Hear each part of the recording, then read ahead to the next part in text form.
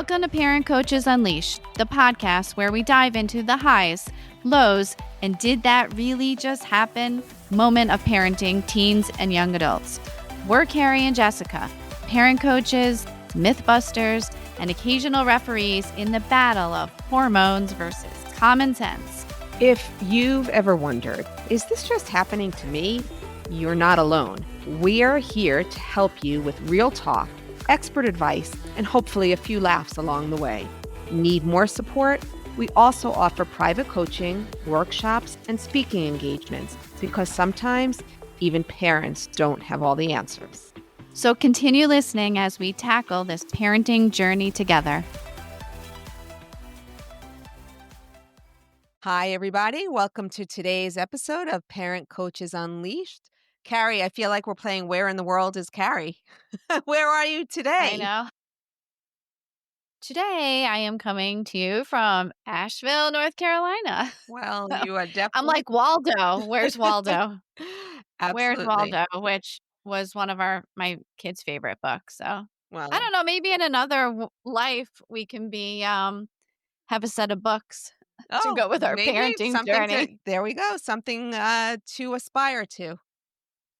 Yeah. So, for all of our listeners out there, you know that Carrie and I try to be honest and real, and we try to bring you topics that are really prevalent for raising our kids. Today's episode is no different, and our topic is a sensitive one that we have not really talked about yet. Today we have with us Roxanne Ziegler. Hi, Roxanne. Hi. Thanks for having me. Well, we're so glad you're joining us. Roxanne is the mom of two young adult children, Nick and Natalie. And Nick is gay, Natalie is straight.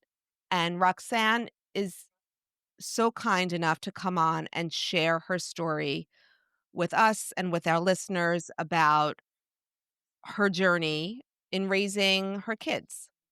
Talk to us about when you first became aware that Nick was gay and how he told you. How did the story unfold?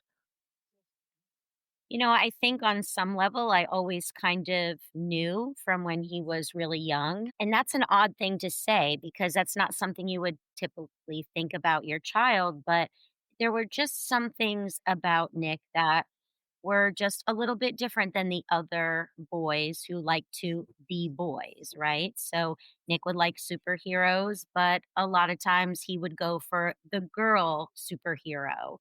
And he didn't really love to play sports. He rather play make believe. And those things don't obviously make your child gay, but it was just little nuances that he didn't really play a lot with a lot of boys. He preferred to play with girls, just not a boy's boy. He wasn't Sure. so macho. And Okay. Carrie could speak to this. She's known my children a very long time. And I just think it was just kind of something that I sensed. I'm a Okay. teacher, and so I get exposure to a lot of children, and I see different kinds of kids all the time, and it was just a small sense that I had. If you could share when he first told you or how that information came to be. Did you suspect something, want to have a conversation, or did he come to you? He did come to me to tell me, but it was kind of like a little bit of an awkward situation. I mean, he was in high school and I kind of felt like, he never really asked a girl out and he would hang out with a lot of girls and have some friends that were boys, but mostly would hang out with girls. And it was one of those things where I could just kind of sense that something was different. He would kind of get pressure, peer pressure, whatever. Oh, ask out a girl. Don't you like this girl? Look at this girl. And he always seemed very uninterested in that. And one day I overheard him speaking on the phone. I wasn't eavesdropping, but I happened to be in the living room and he was off into the kitchen and he was speaking on the phone with someone very loudly. And the way that they were speaking made me think that he was talking to a boy. And I don't know what made me say that, but I just kind of had this feeling. And so after the call was over, I said, "Hey, Nick, I heard you talking on the phone. Was that one of your friends from school?" And he was like, "Well, actually, mom." And then he proceeded to tell me from that point on. He was very open about it. And I think it was close to the end of his senior year. And I really think he wanted to say it before he went to college because after he told me, he said, "Mom, when I go to college, I want to be who I'm supposed to be. I want to be who I am. And I feel like I don't want to go to college with this hanging over me. And so I just want to be free from kind of like this secret." I think in high school, when you go to a school like Nicholas went to, they're there, it's pre-K 3 all the way to 12th grade. So when your friends know you, they know you, right? So if you might be sensing, "Oh, maybe I'm gay, I don't know, I might be gay in middle school." Well, you're not really going to say anything, then you're in high school. You know what I mean? People kind of know who you are and they Right. have this expectation of who you are. And then all of a sudden you're just going to drop, "Oh, and by the way, I'm gay." And everybody be like, "What?" So I think Nick kept it inside. I think he knew. He told me since the age of 13, he knew that he was gay, Okay. but that he didn't say anything. He told his sister and he told one very close friend. And besides that, he didn't tell anybody else. And I think he was waiting for the end of his high school year to just start fresh and to just move to a new state and be who he wanted to be, if that makes, sense. Absolutely. Absolutely. That makes a lot of sense for him. But here's the thing, we tell that to all of our kids. We say college is the Mhm. time for you to explore who you want to be. College is a fresh start. So that makes complete sense. Absolutely. So, Roxanne, do you think that your parenting style shifted at all once he came to you and told you that he was gay? Or do you think that you continued parenting the exact same way that you had up until this point? You know what? That's actually a really good question. I would like to say that I parented him the exact same way, but I think I felt more sensitive to him in a way. I mean, obviously, I love my children both the same, and it's not about that. I didn't baby him after hearing that, but I think I felt like, okay, this is hard. This is going to be difficult. Like Mhm. my son is not going to have an easy life.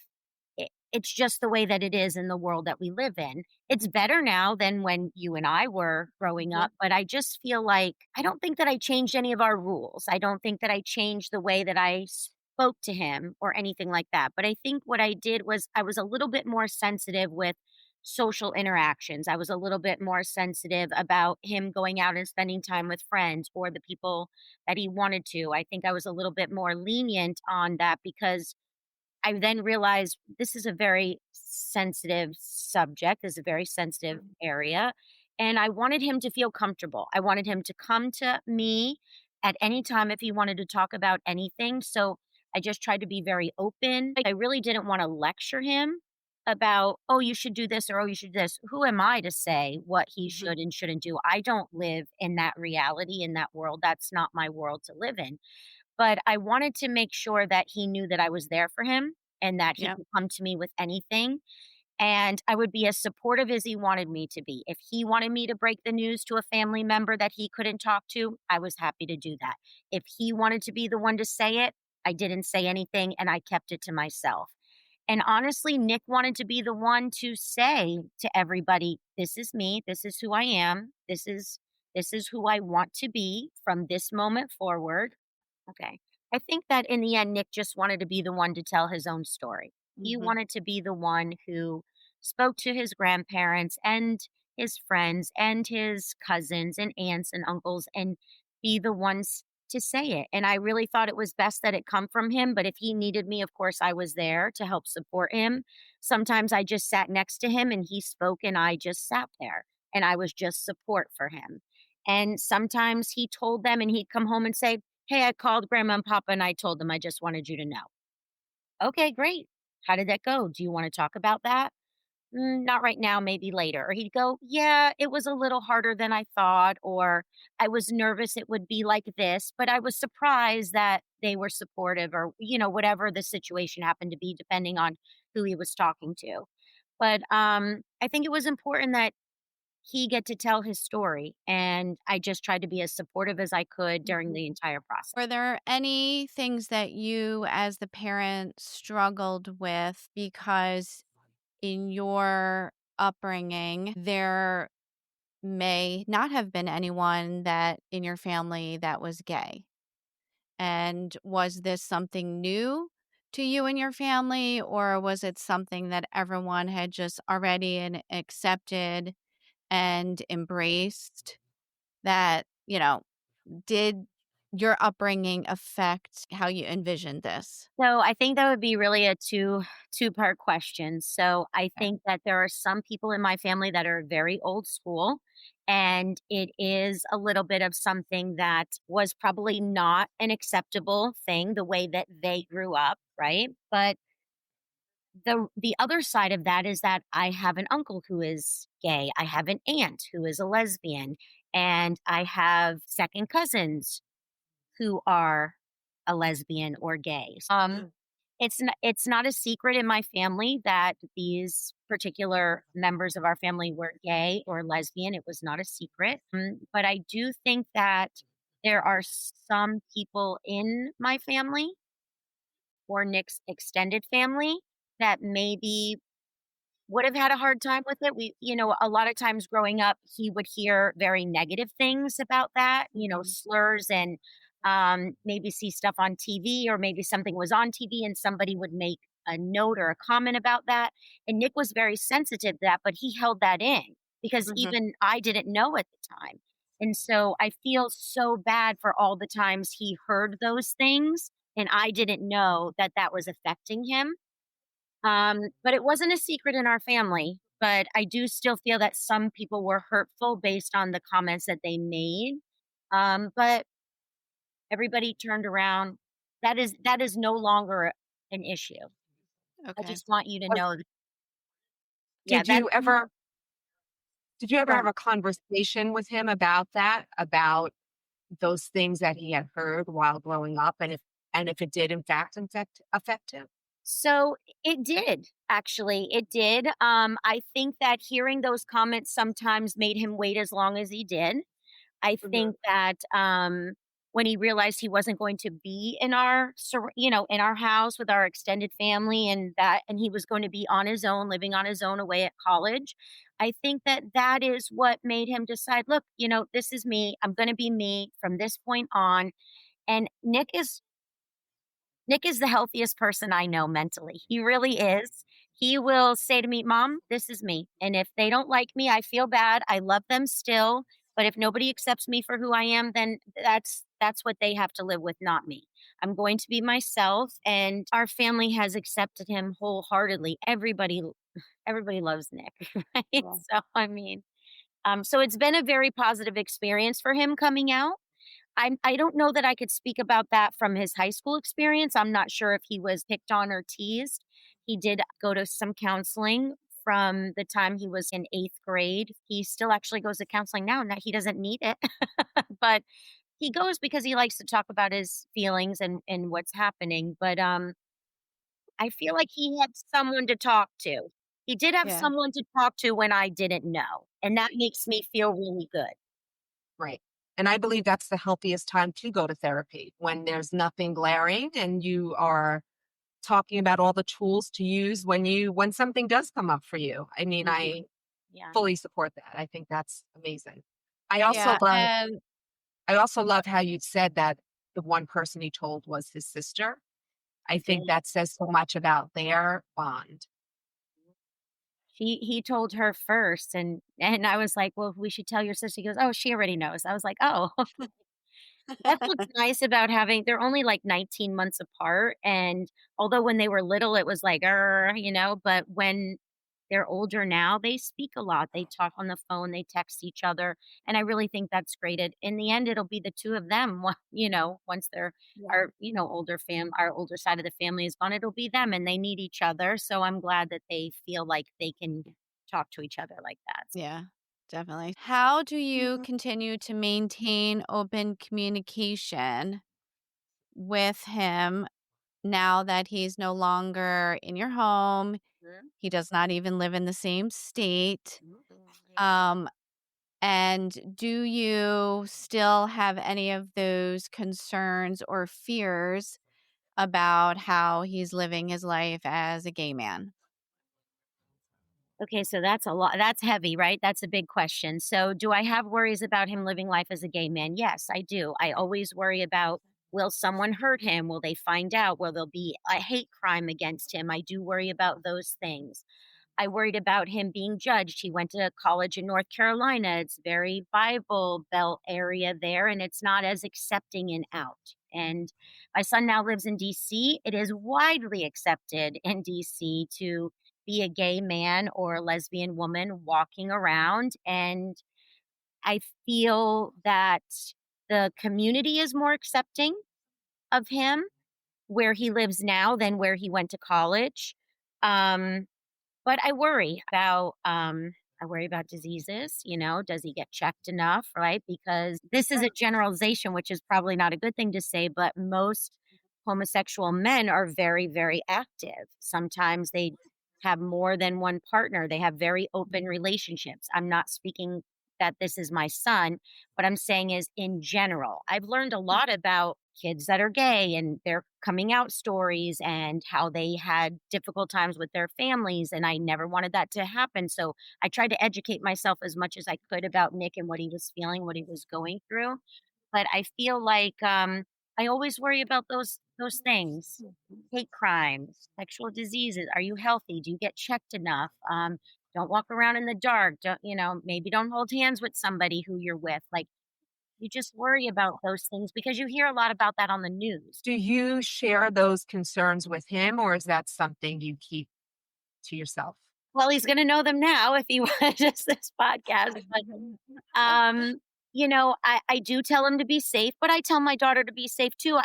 They're kids, and you still feel like you're their mother, and it doesn't matter whether they're gay or straight or any other. You want them to be safe. So don't walk alone at night. Be careful on the train.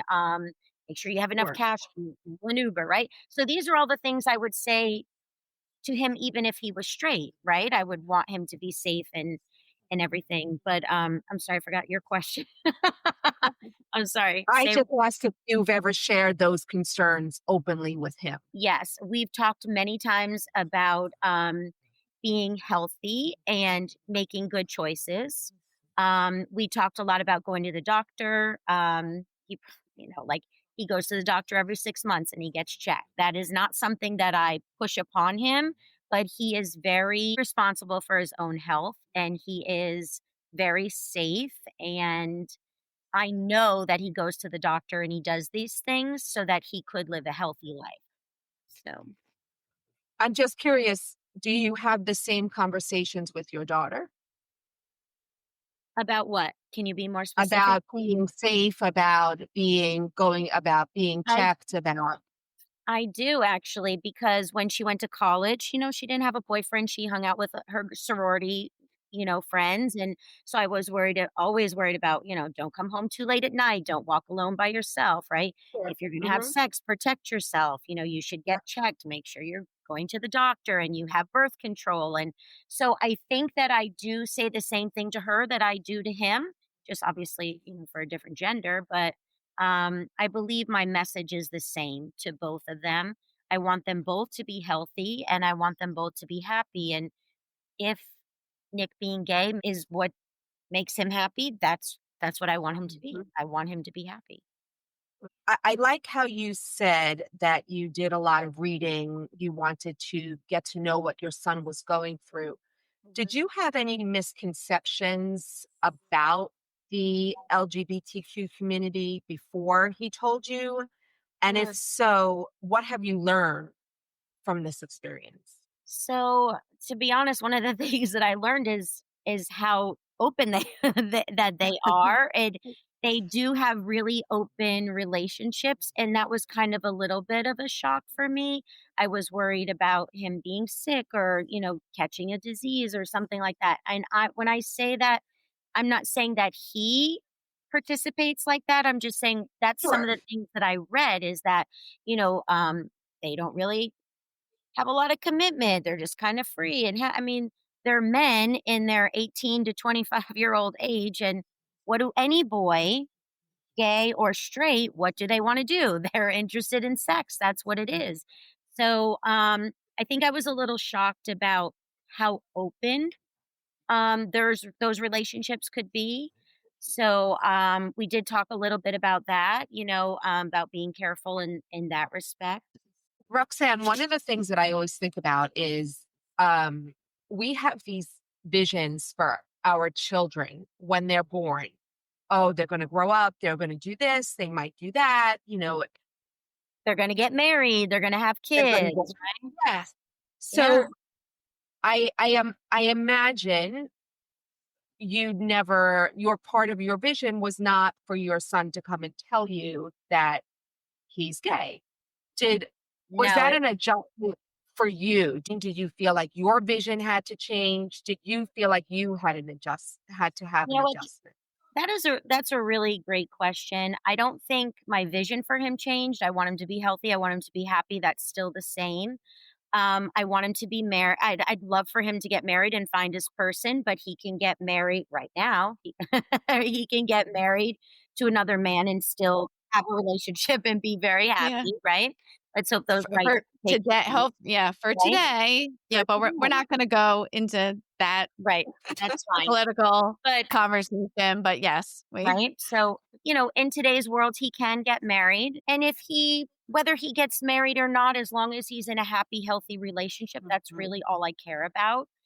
The one thing that seemed at first maybe a little bit disappointing, if I have to be honest, is the kids. I was worried about, grandkids. Like, what I know that my son wants to be a father. I just know that he does. He loves little kids. He loves working with them. He was always a camp counselor. He would always come into my classroom. I'm a teacher, and he would always help with the little kids. And I just know it is a dream of his to be a father, and he would make an excellent father. He's so well balanced and mentally stable. It's amazing. He would make a great father. So at first I thought I would lose that, but with today's technology and science, there's so much, or they could adopt. So there Sure. are plenty of options for Nick and his significant other if they choose and decide to do that. Um, it is, Didn't he one time say, now I hope I'm not making this up, but I found it so touching that he worked really hard when he was in college and had internships and a job because he was saving money yeah, so that he would be able to have a have a family. child, right? Have a family. So Yeah. that is true. All the money that he made while he was a college intern, he put that money into an Mhm. account, and that money is for him for when he has a significant other that they are able to either adopt a child or go through some sort of in vitro or Surrogate. surrogate or Sure. whatever it is. Yeah. So that it's important to him. It really is. And it's been, like I said, something he's always wanted to do is to be a father. And actually, one of the benefits of where he works is that his company will actually give money towards an adoption or towards IVF or towards a That's surrogate. incredible. And I think it's incredible. So he will not leave that job until he has that money secured. It's really, really important to him to work there to get this money. It's a great benefit that they offer. And that's how important it is to him. And I just love that about him, that Yeah. he wants to have a family, and he doesn't see being gay as a a deterrent for having a family, for being married, for being happy. That never crosses his mind at all. He will be a father, he will be married. These are the things he says. It's not, "Oh, I hope I get married. Oh, I hope I get to have children." It's when I have kids. I will be this kind of dad. Or when I get married, this is the kind of spouse I want. So I I love it's, that. yeah. So your vision just shifted. It didn't you didn't really lose anything because everything that you wanted for him is still happening in his life. But It just doesn't the road there does not look the same. it But doesn't look the same, but it will be the same. He'll have a significant other that he'll care about and love, and that they will love him as well. And they will have children, whether that's adoption or through IVF or whatever it is. I'm still going to be a grandma. mhm, So I don't think that I don't think that that bothered me as much. But I have talked to other women who have children that are gay, and they do feel like, "Ugh, my dream, they took my dream." I don't feel that way. I never really thought like that. If my son is happy and he has someone who loves him, that's all I that's care all. about. Yeah. Right. Do you ever feel guilty that Nick's journey earlier on in his, let's call it middle school life before he came out to, friends or you, family, Uh-huh. like, do you ever look back and feel like maybe I could have done something different to allow him to come out at that age, or it had nothing to do with you and your family, it was just he had to be ready? I would say to him many a times when no one else was around, if you're gay, it's okay. You could tell mom, just it's okay. And he'd be like, no, mom, no, no. So he wasn't quite ready. Okay. He did talk to his therapist about it. If I'm correct, if I'm remembering those timelines correctly, I believe he spoke to her about it and they discussed it. And I don't want to speak for anybody else, but I think that there are some situations in our household or in our extended family where he felt it was very difficult to come out, that it would Mhm. be not understood, that maybe he wouldn't be loved the same or he would be looked at differently. I'm gonna share this. So when he first came out, he told me that he was gay, but he said maybe we could tell people that I'm bi. And I said, "Why?" And he goes, "Well, maybe some people will accept that more, that, oh, there is a chance that maybe I'll like a girl." And I go, "Is there a chance?" And he's like, "No. I'm gay. I like boys." So I said, "So why do we do that?" And he says, "Well, maybe it'd be easier for some people to accept." Now, that broke my heart because he should just be whoever he is. Mhm. But I think that that was a way for him to ease into telling some Mhm. people, and then he would go, he said, "Then maybe later on in, like, 3 months, I could just say, 'You know what? I tried it, I thought about it, I think I'm just gay.'" Did I really like that approach? No, because I wanted him to be honest from the get-go and just say how it is that he really felt. But if Sure. that's what made him comfortable in telling other people, then I accepted that as that's his approach. It was the way he Mhm. wanted to describe his story. Um, so I was okay with that, but I really wish he just would've had enough in him Yeah. to just say the truth as to what it was, instead of tiptoeing around people who would have been rude or disrespectful about it. But, I understand it. I do understand it. I mean, you're a kid, your brain's not fully, right, developed. Developed, yep. And he seems like he did a great job in getting to where he was supposed to be. He did. But that's the thing, he's very sensitive about other people and how they feel, and he's gonna put their feelings above his own, and he does that a lot, and I think he was thinking more about them than himself, and I wish he would have been thinking more of himself. So, We talked about something before that I'm just really curious about. Have your political beliefs changed because you have a child who is yes, gay?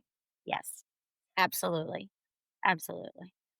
So, he's very educated. He lives in DC, so he's very educated about what's going on. He'll often call me up, my daughter also. Oh my gosh, my daughter also. They'll call me together and say, "Mom, did you hear what's going on? This bill that," right? So, I definitely have changed my political beliefs. I don't want anything to be taken away from my son that he is entitled to. And Mhm. he is same as everybody else, and his sexual orientation shouldn't make a difference whether he's happy or can be married or have a family. So, yes, my beliefs have changed. My children have opened my eyes to a lot of things that I wasn't really aware of because they weren't things, what do I focus on? I focus on taxes, I focus on money and, things like that. And now I focus more on social issues and issues that will affect my children because they're my everything, and if they're not happy, then I'm not happy. These are the things I think about now that I didn't think about Mhm. before. Yeah. What advice, if any, would you give to a parent who's just starting out on this journey? Be honest as you can be open, and sometimes you just listen. You don't talk, you just listen. Um, it's not an easy road, it's not. You feel like for them because you feel like it's gonna be harder for them to live their life, not for you, but through other people. What are other people going to impose on him? What are other Mhm. people going to think about him? How are other people going to treat him because of his sexual orientation, right? So I think you just have to be open and honest with them about the realities of the world and what could be out there, right? And I think you have to listen more than you speak because it's their journey that they're going on, and it's important for them to tell their truth and what they care about and what matters to them. Show them every little bit of love. I wouldn't change anything. We're very at ease with it now, like his sister will sometimes say, "Oh, don't worry about it. Nick's gay. He'll get over it." Like it's just like a thing that, it's just they kind of, tease each other about it. I like that. We're very open in our family. So I would just say be open and listen more than you speak. I just want to say I've really enjoyed this conversation. I think my biggest takeaway is that all that has changed for you is Nick's sexual orientation. Yeah. Your dreams for him are still the same. You still we talk about open lines of communication. We talk about being honest. We talk about wanting your kids to be safe. The only difference in that is his sexual orientation. Kudos to you because that's all it should be is that Thank it you. shouldn't make a difference in who he is as a person, and that goes for everybody, all of society. It shouldn't be that someone is judged based on their sexual orientation. It Mhm. should be about their character, who they are as a person. And Yeah. I think you're doing a great job. Thank you. I appreciate that. It's not easy when not everyone feels exactly like you feel, and there could be some tension, with some family members, but for the most part, we've overcome a lot of hurdles, and I think if you were to ask my son, he would say he's very happy, he's very well adjusted. I think he's very educated in what's going on in the world and what affects him and what doesn't affect him. So he's done a great job of navigating his life. He's done a great job of teaching me and my family things that are important to him and what happens. Sometimes there's stories he tells that aren't so easy to hear as a mom, Yeah. but how he gets through them and how he gets through his day and how he overcomes those adversities, those are just as important. Yeah, I think at a younger age, he's learned a lot of really tough life lessons. And so his resilience is that much greater at his young age of 26, right? There's a lot of men at 50 who don't have the level of resilience that he does. You're true. I mean, there's some people in So, 50 that are still hiding who they are and for whatever that reason is.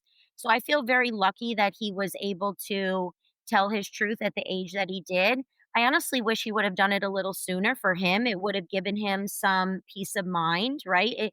To carry that heavy load that whole entire time and me think he's carrying it, but him not saying he is. You know what I mean? Like I always had that little feeling that maybe he was, and I'd be like, "Come on, just tell me. We could just talk," but he he wouldn't. Either he wasn't ready or he wasn't sure if he was capable, but for him to carry that load by himself that time, that makes me sad, right? That he Yeah. carried that on his own. Maybe he had to because he was trying to figure it out.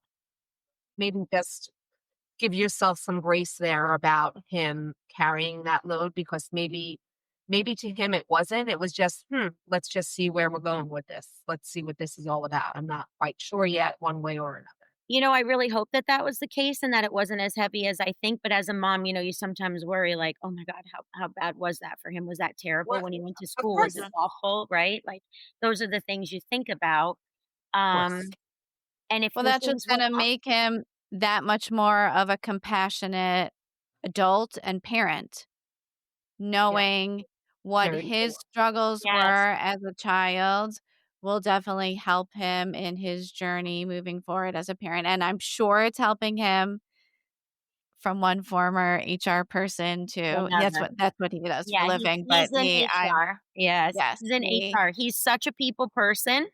He mhm. really is. And a lot of times he'll come up to me and I'll go, "Nick, I don't understand. Like, why would you give that person grace or whatever?" And he will always say, "Mom, I don't want anyone to judge me because of my Mhm. partner. Like, how can I judge someone else who has a part? Like, okay, maybe I don't like my best friend's girlfriend. She's, bratty or whatever." He goes, "But I'm not going to judge them because I would not want anyone to judge me with my partner." So he always thinks of it from that side. He's so well adjusted, but he always puts himself in someone else's shoes and say, "I would never Mhm. want someone to judge me or my choices. So I'm not going to judge anybody in their choices. I'm going to let them be open and share what they want to share because when I want to be open with them, I want them to accept what I have to say." Mhm. And I What a mean, what a great character trait. That's thank you. really says a lot about him Thank you. and you for raising him. Yes, Oh, and thank you. you are a big part of that. Thank you. He's Yeah. Well, he's Roxanne, great thank you in so spite of everything. Right? Roxanne, thank you so much for being with us today and for sharing your story. We really, truly appreciate it. Thank you for You're welcome. sharing. You're welcome. It was really nice to talk about it. I really hope that somebody, gets something out of it and that maybe if they're going through something similar, they have a little bit more of an insight. But Mhm. really, in the end, you just want your kids to be healthy and then happy. That's it. That's all I want for them, for both of them, no matter, you know, what No matter orientation, who they love. Yeah. Right. no matter who they love. As long as they love Well, me the most, that's all. No, Well, um, they will always love you, but you might be I know. taking a I second know. I know. seat in the journey. Yeah, Or you know what? They have enough love to go around for everyone. that'd be great. So, there you go. All right. Well, thank you to our listeners. We hope that this information is helpful to you. If you have a friend or someone you know that would benefit from listening to this episode, please share it with them. And thank you again for listening. And you can reach out to us on Instagram or at info@parentcoachesunleashed.com. Thank you, Roxanne. Thank Thank you, you. Jessica. thanks for being And with us today. listening. Thank you. Bye. Bye bye.